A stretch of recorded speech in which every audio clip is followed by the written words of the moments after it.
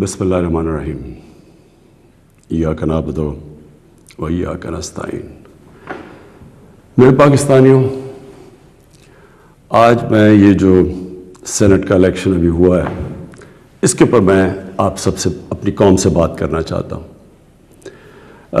یہ سینٹ کا الیکشن اس لیے ضروری اس کے متعلق اپنی قوم کو بات کرنا اور سمجھانا کیونکہ اس کے اندر جو ہمارے ملک کے مسئلے مسائل ہیں وہ جس طرح کا یہ الیکشن ہوا ہے وہ اگر آپ سمجھ جائیں تو وہ سارے ملک کے مسئلے مسائل ادھر سے آپ کو سمجھ آتی ہے جس طرح کا یہ الیکشن ہوا ہے۔ سب سے پہلے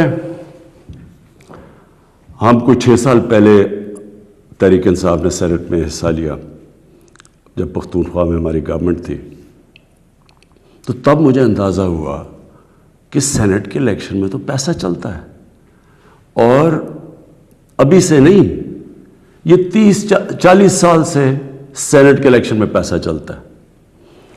جو سینیٹر بنتا ہے، جو بننا چاہتا ہے، وہ پیسہ استعمال کرتا ہے، اور وہ خریدتا کس کو ہے؟ ممبرز آف پارلیمنٹ کو۔ تو مجھے بڑی حیرت ہوئی جب مجھے پتہ چلا، اور تب سے میں نے کیمپین شروع کی کہ یہ کیا مذاق ہو رہا ہے ہماری جمہوریت کے ساتھ، کہ کیسی جمہوریت ہے جس کے اندر ملک کی لیڈرشپ، یہ یاد رکھیں سینٹ کے اندر ملک کی لیڈرشپ آتی ہے، اور جو ممبرز آف پارلیمنٹ ہیں ان میں سے ملک کی لیڈرشپ آتی ہے، ان میں سے وزیر بنتے ہیں، ان میں سے وزیر اعظم بنتے ہیں، ان میں سے وزیر اعلیٰ بنتے ہیں۔ تو مجھے تب سے حیرت ہوئی کہ جب آپ پیسہ خرچ کر رہے ہیں، ایک سینیٹر رشوت دے کے سینیٹر بن رہا ہے، اور دوسری طرف وہ ممبرز آف پارلیمنٹ جو اپنا ضمیر بیچ رہے ہیں، پیسے لے کے ووٹ کر رہے ہیں، یہ کون سی جمہوریت ہے؟ تو تب سے میں نے کیمپین شروع کی، اور میں نے تب سے کہا کہ اس کی اوپن بیلٹ ہونی چاہیے۔ ہمارا جب دوسرا سینٹ کا الیکشن ہوا 2018 میں، ہمیں پتہ چلا ہمارے تقریباً 20 ممبر آف پارلیمنٹ بک گئے تھے، انہوں نے پیسے لے کے اپنی ووٹ بیچی، ہم نے 20 ممبرز کو نکالا۔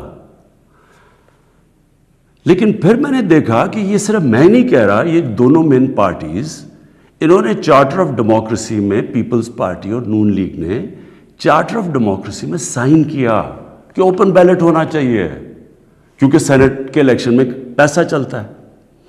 اور پھر بعد میں ان کی سٹیٹمنٹس آئیں، ان کے پی ایم ایل این کے پارٹی لیڈر نے بھی سٹیٹمنٹ دی، اس کی بھی آئی، ان کے سینئر، ان کے جو آفس بیئرز ہیں ان کی سٹیٹمنٹس آئیں۔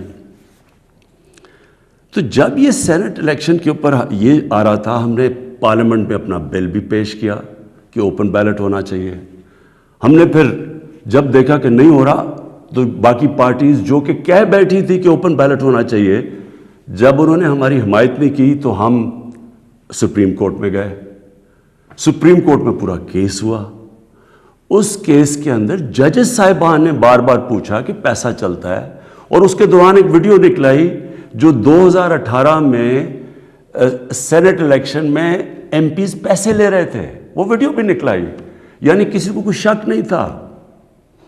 پھر جب یہ عدالت کے اندر، سپریم کورٹ کے اندر جب اس کی بات چیت چل رہی تھی تو الیکشن کمیشن نے اوپن بیلٹ کے خلاف گئی، اور سپریم کورٹ بار بار کہتا رہا کہ آپ کی ذمہ داری ہے صاف اور شفاف الیکشن کروانے کی۔ اور وہ ساری پارٹیز، پی ٹی ایم کی پارٹی سب اکٹھی ہو گئی، سب نے اکٹھے ہو کے کہا کہ نہیں جی سیکرٹ بیلٹ ہونی چاہیے، جبکہ ماضی میں یہ خود کہتے رہے کہ اوپن بیلٹ ہونی چاہیے۔ اب میں آپ سب سے یہ سوال پوچھتا ہوں کہ آپ کا کیا خیال ہے کہ کیا وجہ تھی کہ یہی پارٹیز پہلے چاہتی تھیں کہ سیکرٹ اوپن بیلٹ ہونی چاہیے، اب کیوں یہ ساروں نے زور لگایا کہ سیکرٹ بیلٹ ہونی چاہیے؟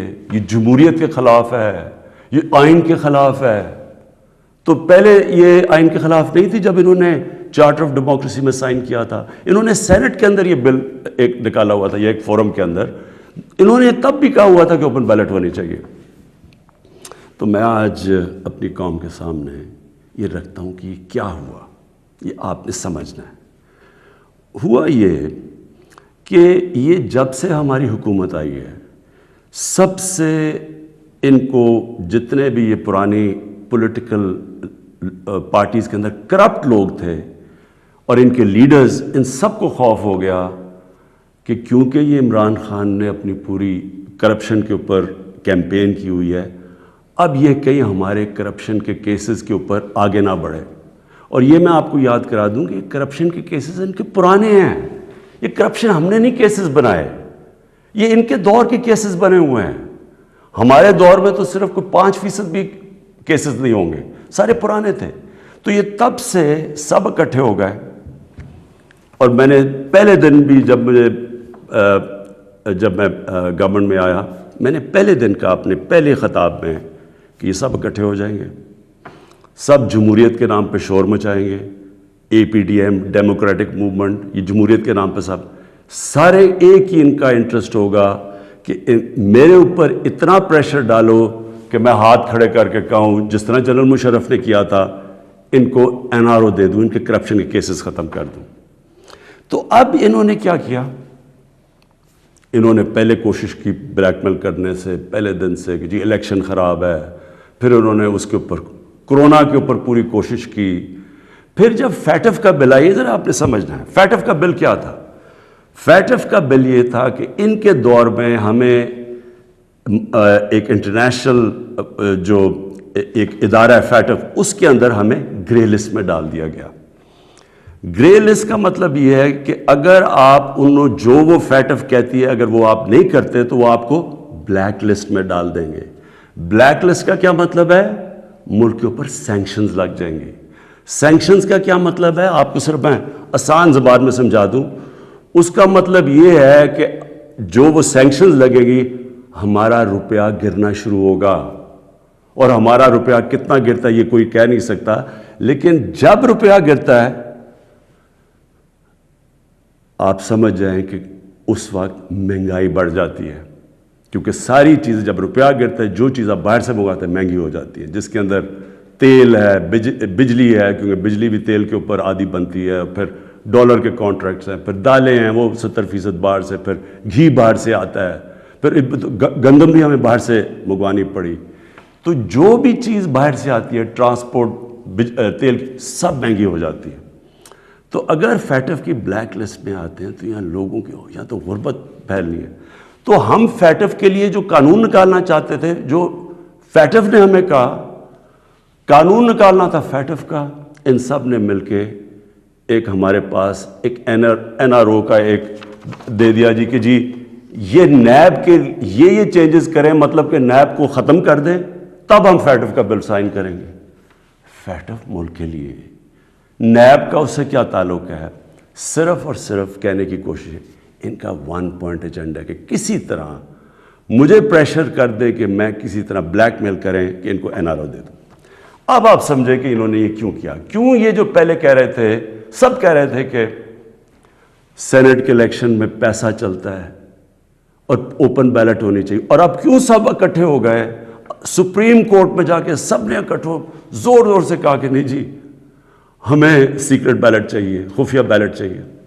اس کی وجہ یہ تھی، انہوں نے یہ پلان کیا کہ یہ جو ہمارا الیکشن تھا حفیظ شیخ کا اور یوسف رضا گیلانی کا، اس میں انہوں نے پورا پیسہ چلانا تھا، پوری کوشش کرنی تھی کہ ہمارے ممبرز توڑیں، ان کو پیسے دے کے اپنے ساتھ ملائیں، اور کسی طرح وہ الیکشن جب وہ حفیظ شیخ نے ہارنا تھا تو اس سے کیا سامنے آنا تھا کہ جی عمران خان کی پارلیمنٹ کے اندر میجورٹی ختم ہو گئی، اور میجورٹی ختم حالانکہ ووٹ آف نو کانفیڈنس تو نہیں ہے، لیکن جب یہ ایک دفعہ آ جائے کہ جی عمران خان کے ممبر ادھر جا سکتے ہیں اور ان کے ممبر زیادہ ہو گئے ہیں، یعنی ہمارے ممبرز ان کے ساتھ چلے گئے ہیں، اس کا مطلب کہ اگلا سٹیپ یہ ووٹ آف نو کانفیڈنس لے آئیں۔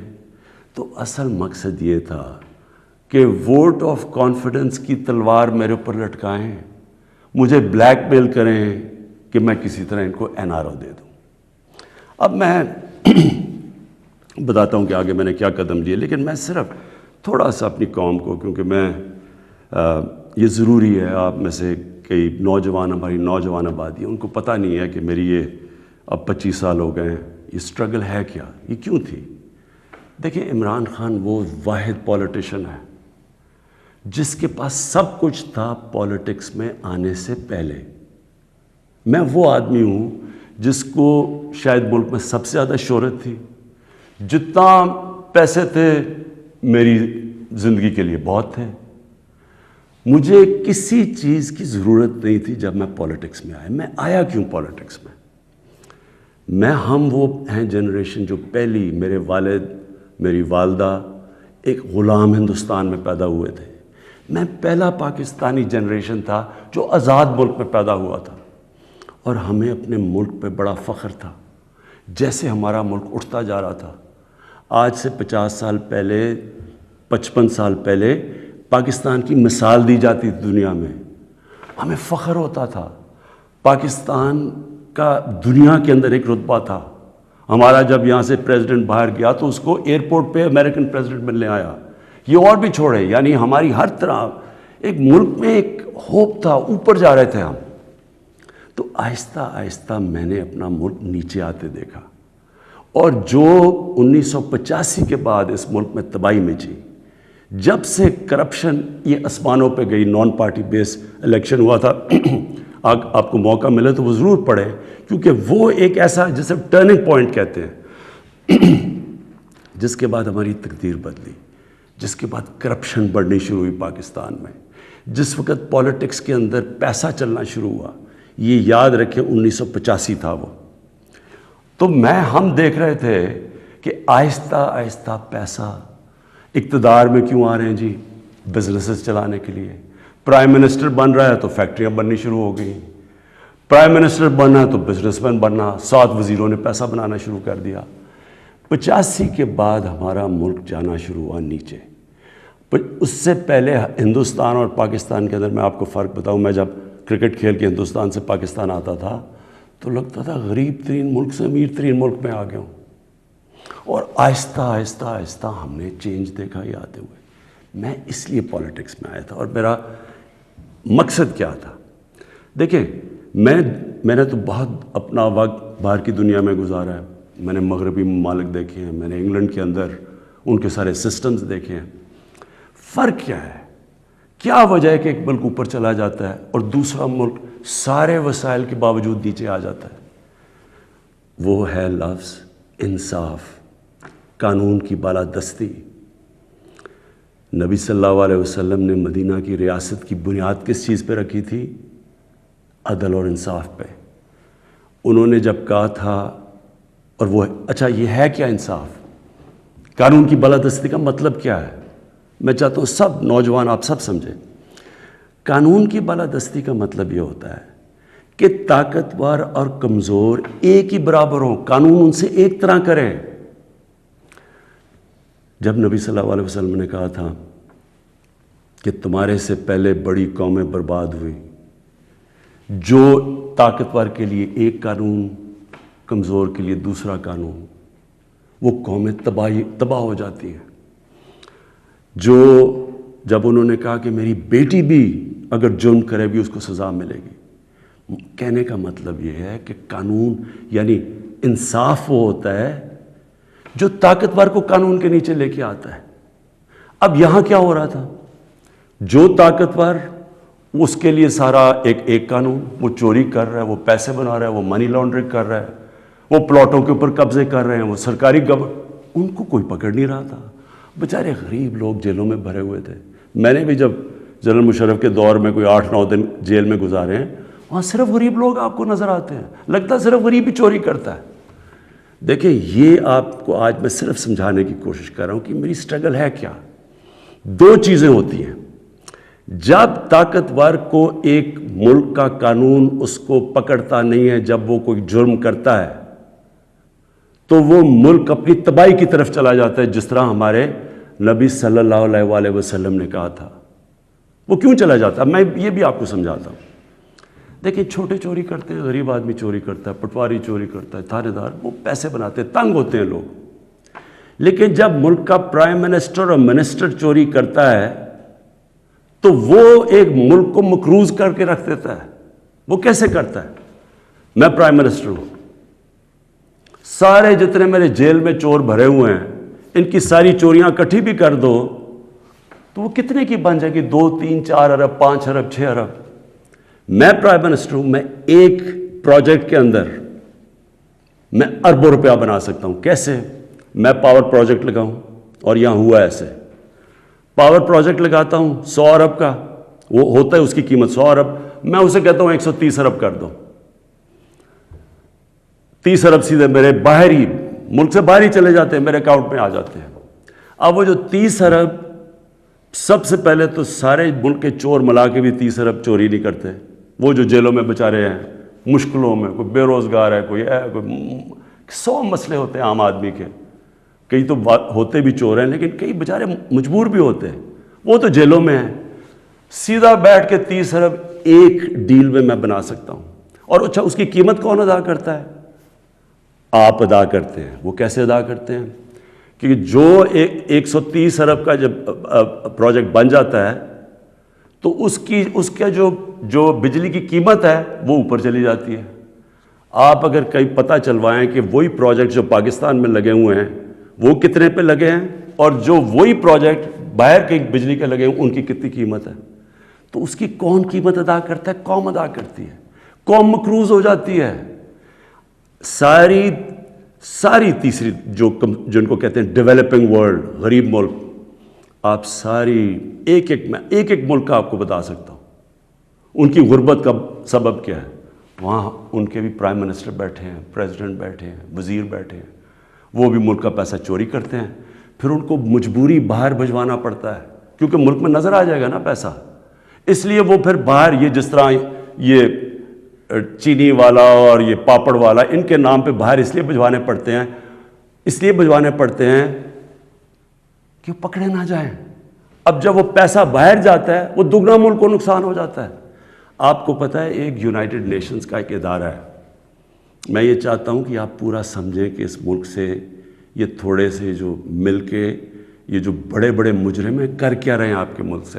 یہ ہمارے ملک میں نہیں صرف ہو رہا، یہ غریب ملکوں میں سب میں یہی کہانی ہے. جو ایک ادارہ ہے اس کو کہتے ہیں فیکٹ آئی، یہ یونائٹڈ نیشنز کا ادارہ ہے. یہ کیا کرتا ہے؟ یہ پوری طرح ریسرچ کرتا ہے کہ غریب ملکوں سے پیسہ امیر ملکوں میں کتنا پیسہ جاتا ہے، یا آف شور اکاؤنٹس میں کتنا جاتا ہے، یا بڑے بڑے لنڈن اور نیو یارک میں بڑے بڑے غریب ملکوں سے لوگ جو گھر خریدتے ہیں وہ اس کی سروے کرتا ہے.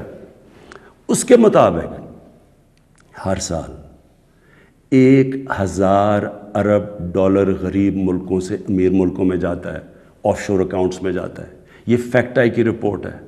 آپ کو پتہ ہے ہمارا سارا 22 کروڑ لوگوں کا بجٹ کتنا ہے؟ مشکل سے 60 ارب ہے. ہم 22 کروڑ لوگ جو ہیں، ہمارا سارا بجٹ 60 ارب ہے. تو 1000 ارب غریب ملکوں سے جاتا ہے. ایک 10 سال پہلے رپورٹ آئی تھی، پاکستان سے 10 ارب ڈالر منی لانڈرنگ ہو کے ملک سے باہر جاتا ہے. تو یہ ہو کیا رہا ہے؟ غریب ملکوں سے پیسہ جا رہا ہے امیر ملکوں میں، غریب ملک غریب ہوتے جا رہے ہیں، غریب ملکوں اور امیر ملکوں میں فاصلے بڑھتے جا رہے ہیں. غریب ملک جو پیسہ ان کا ادھر خرچ ہو تاکہ روزگار ملے تو اسکولوں پہ چلے، یا وہاں وہ اس ملک کے اندر اکنامک گروتھ ہو، وہ پیسہ ملک سے باہر چلا جاتا ہے. تو جو پرائم منسٹر اور وزیر جب کرپشن کرتے ہیں وہ ملک کو مقروض کر دیتے ہیں، قرضے چڑھ جاتے ہیں. وہ قرضے اتارنے کے لیے ٹیکس لگانے پڑتے ہیں. ٹیکس سے مہنگائی ہوتی ہے، مہنگائی سے غربت ہوتی ہے. دوسرا، جب وہ ڈالر باہر بھیجتے ہیں روپے پہ پریشر پڑتا ہے، جب روپیہ گرتا ہے باہر سے ساری چیزیں پھر مہنگی ہو جاتی ہیں. تو یہ جو میری سٹرگل ہے اس کا مقصد کیا تھا؟ کیونکہ میں نے تو دنیا میں دیکھا ہوا تھا، جو امیر ملک سوئٹزرلینڈ جو میں نے دیکھے ہیں ان ساروں کے اندر قانون کی بالادستی کا مطلب طاقتور قانون کے نیچے ہے. ہمارے ملک میں آپ نے تماشا دیکھا، جنرل مشرف اتنی طاقت اس کے پاس، فوج اس کے نیچے، عدلیہ اس کے نیچے، اپوزیشن وہ نہیں. اس نے پریشر میں آ کے ان دونوں پارٹیز کو NRO دے دیا. وہ NRO کی وجہ سے آج جب ہماری حکومت آئی ہے جتنا ہم ٹیکس کا پیسہ اکٹھا کرتے ہیں آدھا چلا جاتا ہے ان کے لیے ہوئے قرضوں کی قسطوں پہ. ہم نے تو اپنا بجٹ بیلنس کر دیا, ہم نے تو خرچے اور آمدنی کو بیلنس کر دیا, لیکن جو قرضوں کی قسطیں دینی پڑتی ہے وہ ہمارے اوپر بوجھ بڑھا ہوا ہے. یہ ساری غریب ملکوں کی یہی سٹوری ہے. میں یہ آپ کو اس لیے بتا رہا ہوں آپ کو پتہ چلے کہ اس ملک, ہم ایک غریب ملک نہیں ہیں, اللہ نے اس کو سب کچھ دیا ہوا ہے, لیکن کوئی دنیا کا ملک آگے نہیں بڑھ سکتا جس کے اوپر بیٹھے ہوئے طاقتور اس ملک کا پیسہ نکال رہے ہوں باہر. کوئی ملک نہیں چل سکتا. اب واپس آ جائیں سینٹ پہ. یہ کیوں سینٹ کا الیکشن امپورٹنٹ تھا, انہوں نے کیوں اتنا زیادہ زور لگایا, پتہ ہوتے ہوئے کہ پیسہ چلنا ہے سیکرٹ بیلٹ میں, یہ کیوں سب اکٹھے ہو کے انہوں نے کوشش کی, یہ پورا یہ جو ڈرامہ کیا ہے. اگر اوپن بیلٹ ہو جاتی,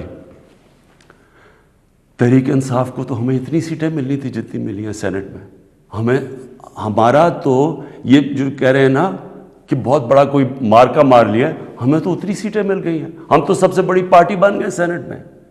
لیکن انہوں نے جو سارا ڈرامہ کیا ہے وہ ایک حفیظ شیخ کی سیٹ کے اوپر, اور سارا جو پیسہ لگایا ہے جو یوسف رضا گیلانی کا پیسے بانٹ رہا تھا شام کو, لوگوں کی ضمیر خرید رہا تھا. اور وہ جو میں نے جب اپنے ایم این اے سے جب میٹنگ کی, ہماری خواتین نے ہمیں بتایا کہ جی ہمیں کال کر کے آفرز مل رہی تھی. کوئی ہماری پرانی پی ٹی آئی کی وہ کال کر کے کہہ رہی تھی 2 کروڑ سے بولی لگ رہی تھی. اب میں الیکشن کمیشن سے تھوڑا بات کرنا چاہتا ہوں. دیکھیں, الیکشن کمیشن آپ کا بہت بڑا رول ہے. آپ کی سب سے بڑی ذمہ داری صاف اور شفاف الیکشن ہے. یہ آپ کی آئینی ذمہ داری ہے. پہلے تو مجھے یہ نہیں سمجھ آئی کہ آپ نے عدالت میں کیوں جا کے کہا کہ جی خفیہ بیلٹ ہونی چاہیے.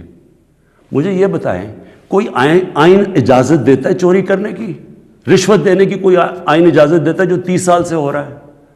پھر جب آپ کو سپریم کورٹ نے موقع دیا, کیا انہوں نے آپ کو کہا کہ ہاں اس دن سیکرٹ بیلٹ کروا لو, لیکن اس کے بعد ان کی آئیڈینٹیفیکیشن رکھو بیلٹ کی کہ ہم مثلا آج پتہ چلوانا چاہتے ہیں جی ہمارے 15-16 لوگ جو بکے ہیں, میں ورڈ یوز کر رہا ہوں بکے ہیں, ہمیں پتہ تو چلے وہ کون ہے. آپ نے ان مجرموں کو بھی بچا لیا یہ سیکرٹ بیلٹ کروا کے. آپ نے ہماری جمہوریت کو نقصان پہنچایا ہے. مجھے بتائیں کون سی جمہوریت ہے جدھر پیسے دے کے کوئی سینٹ بنتا ہے؟ یہ جمہوریت ہے؟ جمہوریت کا تو مطلب ہوتا ہے الیکشن سے آدھی ہے. ہم کیا ان کے لیے مثال سیٹ کر رہے ہیں؟ سارے ملک کے سامنے پیسے چل رہے ہیں, وہ ویڈیو چل رہی ہے پیسے کی. اس سے پہلے ویڈیو چلی جو 2018 کے الیکشن میں کہ جناب وہ ایم پیز کروڑوں روپیہ ایسے ایسے کر کے بیگز میں ڈال رہے ہیں. کچھ کوشش کی؟ کیا آپ کو یہ نہیں پتا کہ آپ کی ذمہ داری تھی انویسٹیگیٹ کرنے کی؟ ساری ایجنسیز آپ کے نیچے ہیں, سب کے سامنے یہ تماشا ہوا. مجھے یہ بتائیں کہ جب ایک ملک کی لیڈرشپ, یہ لیڈرشپ ہے سینٹ کی, جب یہ رشوت دے گی اور رشوت لے گی تو آپ کیا کہیں گے کہ پٹواری اور تھانے دار وہ ٹھیک ہو جائے گا؟ کیا آپ کہیں گے باقی لوگ ٹھیک ہو جائیں لیکن لیڈرشپ چوری رشوت دے؟ ایک چائنیز پروورب ہے کہ fish rots from the top. جب اوپر آپ کرپشن کی اجازت دے رہے ہیں اور آپ کے سامنے ہوئی ہے اور آپ کو پتہ تو ہونی ہے. میں کہتا کیا, میں نے الیکشن سے پہلے کہا کہ ریٹس لگ گئے ہیں لوگوں کے, بولیاں لگ رہی ہیں. آپ کو موقع جب دیا سپریم کورٹ نے, کیا وجہ تھی کہ آپ 1500 بیلٹس کے اوپر کوئی ایک بار کوڈنگ نہیں کر سکتے تھے؟ تو آپ نے تو پوری طرح ایک موقع دیا ملک کی جمہوریت کو ڈسکریڈٹ کرنے کے لیے. اس سے کیا ہوا؟ میں آپ سے سوال پوچھتا ہوں کہ آج کیا ہماری جمہوریت اوپر گئی ہے نیچے گئی ہے؟ جو آپ نے ملک کی موریلٹی, اخلاقیات کو نقصان پہنچایا ہے کہ یہ جو اوپن ہارس ٹریڈنگ ہو رہی ہے, کیا اس سے فرق پڑا؟ مجھے بتائیں. یہ ایک بڑی عظیم خواب کا نام تھا پاکستان, اسلامی فلاحی ریاست. یہ علامہ اقبال نے کہا تھا مثال بنے گی مسلمان دنیا کے لیے. مجھے بتائیں یہ اپنے نوجوانوں کو آپ کیا بتائیں گے؟ یہ سارے ملک کے سامنے, اور یہ کتنا پیسہ چلا ہے, یہ ابھی تو یہ تو سامنے آ گیا نا آپ کا ویڈیو. آپ کو یہ نہیں اندازہ کہ کتنا پیسہ چلا ہے اس الیکشن کے اندر, کس طرح لوگوں نے اپنے ضمیر بیچے ہیں پیسہ بنانے کے لیے، کس طرح ہماری پالیٹکس کو کرپٹ کیا گیا ہے. جو کروڑوں روپیہ خرچ کر کے سینیٹر بنے گا وہ حاتم طائی ہے، وہ آ کے ملک کی خدمت کرے گا، وہ یہ پیسہ کدھر سے ریکور کرے گا؟ پھر کہتے جی کہ دیکھیں جی کرپشن بڑی بڑھ گئی ہے ملک میں. کبھی قانون سے بھی کوئی کرپشن ختم ہوئی ہے؟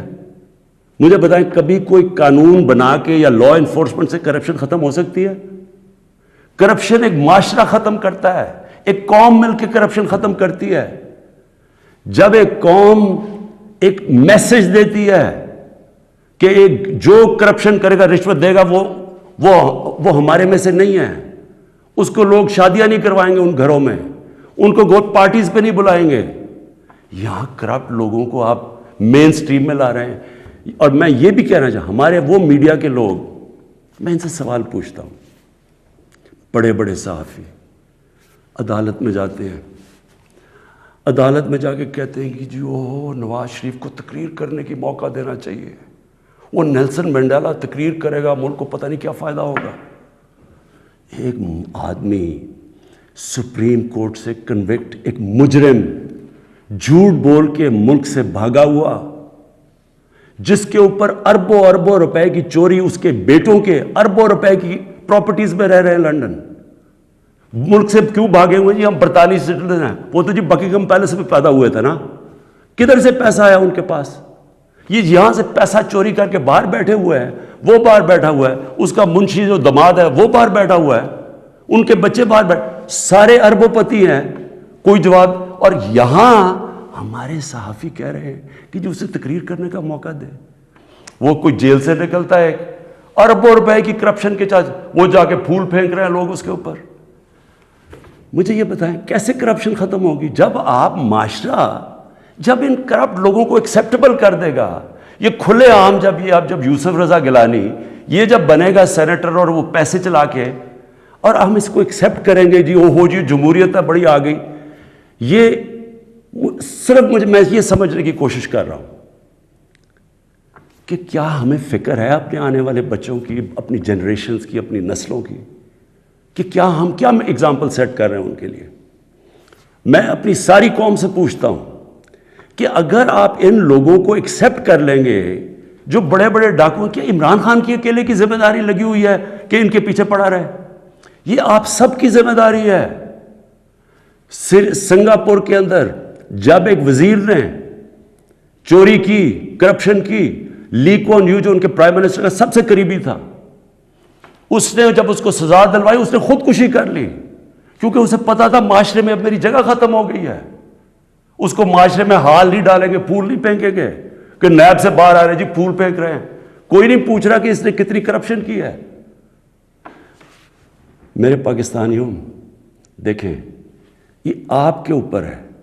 کیا آپ اپنے ملک کو اوپر لے جانا چاہتے ہیں یا ان چوروں کے ساتھ کمپرومائز کرنا چاہتے ہیں؟ ہم آج اس لیے یہاں ہیں کہ ہم نے چوری ایکسیپٹ کی، چوروں کو ایکسیپٹ کیا.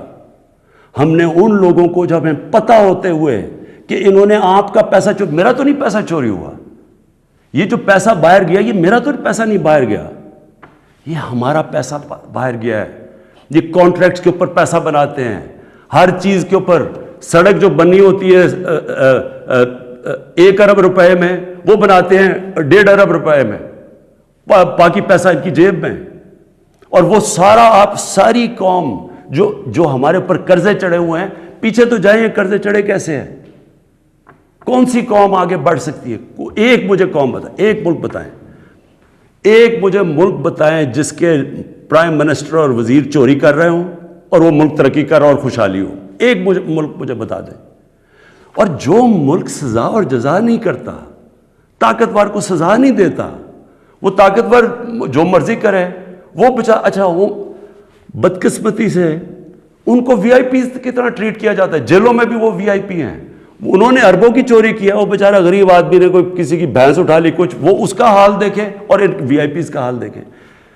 قوم کرپشن سے لڑتی ہے. قانون اکیلا کرپشن نہیں ختم کر سکتا. یہ جو آپ نے ڈرامہ دیکھا ہے آپ کے سامنے جو ہوا ہے، ساری قوم نے دیکھا ہے کہ پیسے دے کے ایک وزیر جیت گیا اور بڑی تالیاں بجے، جی بہت بڑا زبردست کام کیا اس نے. اس کا ماضی اٹھا کے دیکھیں. $60 ملین کا پاکستان کا پیسہ پڑا تھا سوئٹزرلینڈ میں. آصف زرداری تو کہہ ہی نہیں سکتا تھا میرا، کیونکہ اس نے تو کوئی ڈکلیئر ہی نہیں کیا، چوری کا پیسہ تھا. سپریم کورٹ اسے کہہ رہا ہے کہ لیٹر لکھو کہ پاکستان کا پیسہ سوئٹزرلینڈ کو واپس دیں. لیٹر نہیں لکھا. وفاداری جی، میں جی بڑا وفادار ہوں. کس سے؟ کسی انسان سے وفادار ہوں. پاکستان کا پیسہ سوچیں، 8-9 ارب روپیہ پاکستان کا باہر پڑا ہے، وہ آ جاتا، ہم اسے کیا کیا کر سکتے ہیں. اسکول بنا سکتے ہیں، لوگ ہسپتال، 100 چیزیں کر سکتے ہیں. لیکن جی اس نے وہ تو یہ اس کی سب سے بڑی ہے، اس پہ ڈسکوالیفائی ہوا ہے. آج بڑے زوروں شوروں سے جی سینیٹر بن گیا، جی بہت بڑی کامیابی ہوئی ہے. اب میں آخر میں اپنی آپ سے آخری جو بات کرنا چاہتا ہوں وہ یہ، ان کا خیال یہ تھا کہ میرے اوپر یہ نو کانفیڈنس کی تلوار لٹکائیں گے، اور میں کیونکہ مجھے کرسی بڑی عزیز ہے تو میں ان کو کہوں گا کہ جی ہاں جی ٹھیک ہے، میں آپ کو NRO دے دیتا ہوں، یعنی آپ کی جتنے بھی کیسز میں آپ کو ختم کر دیتا ہوں. میں پرسوں کانفیڈنس موشن لے رہا ہوں، اسمبلی کے پاس جا رہا ہوں، کانفیڈنس اپنی اسمبلی کو کہہ رہا ہوں آپ بتائیں سامنے، کیونکہ وہ تو اوپن ہوگا نا. اب یہ آپ کا ڈیموکریٹک، میں اب اپنے سارے ممبرز کو کہہ رہا ہوں، یہ آپ کا جمہوری رائٹ ہے. آپ کہہ سکتے ہیں کہ جی ہم عمران خان کے ساتھ نہیں ہیں، میں آپ کی عزت کروں گا، ٹھیک ہے، میں نااہل ہوں، اتنا قابل نہیں ہوں. آرام سے ہاتھ کھڑے کریں کہ نہیں ہے، میں اپوزیشن میں چلا جاؤں گا، اگر آپ جیت جاتے ہیں میں اپوزیشن میں بیٹھ جاؤں گا. لیکن خفیہ طور پہ ہاں جی ہم آپ کے لیے ووٹ کریں گے، پیسے لے کے کسی اور کو ووٹ کریں. آپ اپنی آخرت تباہ کرتے ہیں. خوف خدا ہونا چاہیے آپ کو. اوپر والا تو سب کچھ دیکھ رہا ہے، ہمیشہ فکر کیا کرے اپنی آخرت کی. تو میں کانفیڈنس لوں گا جا کے اپنی اسمبلی سے. اور میں آپ کو یہ بتا دوں، یہ اب میں ذرا مخاطب ہوں، یہ جو سارے PDM کے جتنے یہ بڑے بڑے جو ان کے جو یہ جو بڑے بڑے کیا ہیں، یہ جو بھی ہیں، آپ سب کو میرا یہ پیغام ہے. دیکھیں مجھے اگر پاور میری جاتی ہے مجھے کیا فرق پڑتا ہے. میں نے کوئی فیکٹریاں بنائی ہیں آ کے، میں نے کوئی اپنے رشتہ داروں کو کئی بڑے بڑے عہدے دیے ہیں، میں تو کوئی باہر جا کے یہاں پیسے نکال کے تو بڑے بڑے کوئی مے فیئر میں نے کوئی بڑے بڑے گھر لے لیے ہیں. میں تو اپنے گھر میں رہتا ہوں.